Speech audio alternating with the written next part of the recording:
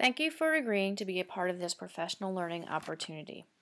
This multi-part video series will take you through the principles of professional learning in a digital environment. The videos will review three components to user-generated learning, which are curation, reflection, and contribution. Before we begin, please allow me to introduce myself. You can find me on Google Plus as Amanda Anderson. You can also find me on Twitter at Anderson28. I happen to work in a school district as a technology facilitator. I'm a graduate student at DeSales University, a Level 2 certified Google educator, and a general computer geek and an Apple nerd. This video has been inspired by Kristen Swanson and her book Professional Learning in the Digital Age. At the end of this presentation, I will supply you with a link to this slide deck. That way you can also access the links to any of the material that I have used in the presentation. So the first component to professional learning in the digital age is curation. What is curation? Curation is collecting materials, especially materials that are valuable to you. No doubt you read newspapers, blogs, you might be on Twitter already or Google Plus or any other social network, and you might come across materials that you want to save and you want to use for your own professional life. That is what curation is. Curation is collecting. What does it look like in a digital environment? A digital curation would be a collection of web page links, blog links, and PDFs and other materials. The first step in curating is aggregation. Aggregation is where you need to choose the tools that are right for you, the tools that will supply you with the materials to curate. Again, Twitter is a handy aggregator. Paperly is a digital newspaper service. Flipboard, same thing, digital newspaper service, and Apple News. There are many other sites. You can also sign up for RSS feeds to access your material. Look at my sample news feed for Twitter. Twitter is highly customizable where you choose who you want to follow and what organizations you want to follow. This is a great way to find new and exciting information and be challenged.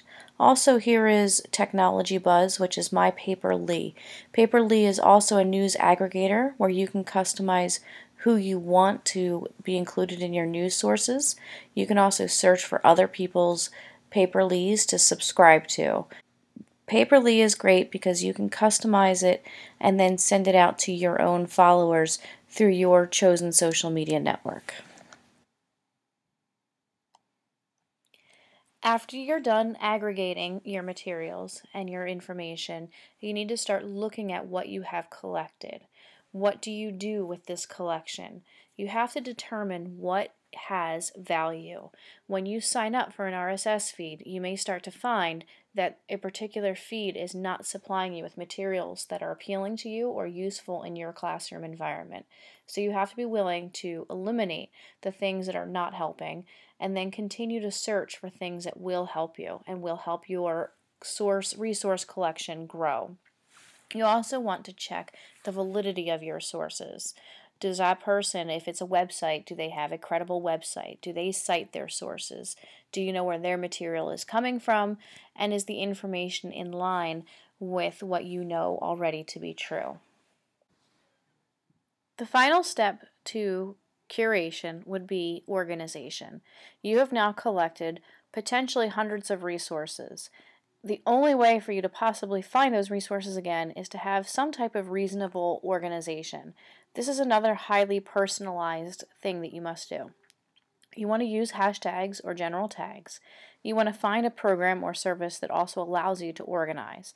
My personal favorite is Pocket, but there's also DGO and Pearl Trees, and there are many other places where you can save all of your digital resources and go back later to search for them.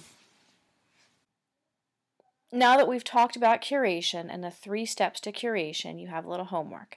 I would like you to evaluate organizational tools and select one that will work for you. At the same time, subscribe to blogs, search for news feeds that will fit your interest, and begin collecting material to organize. Once again, I would like to thank you for your participation in this professional development series. I hope that the information that I have provided you is helpful and that you find success in curating your new resources.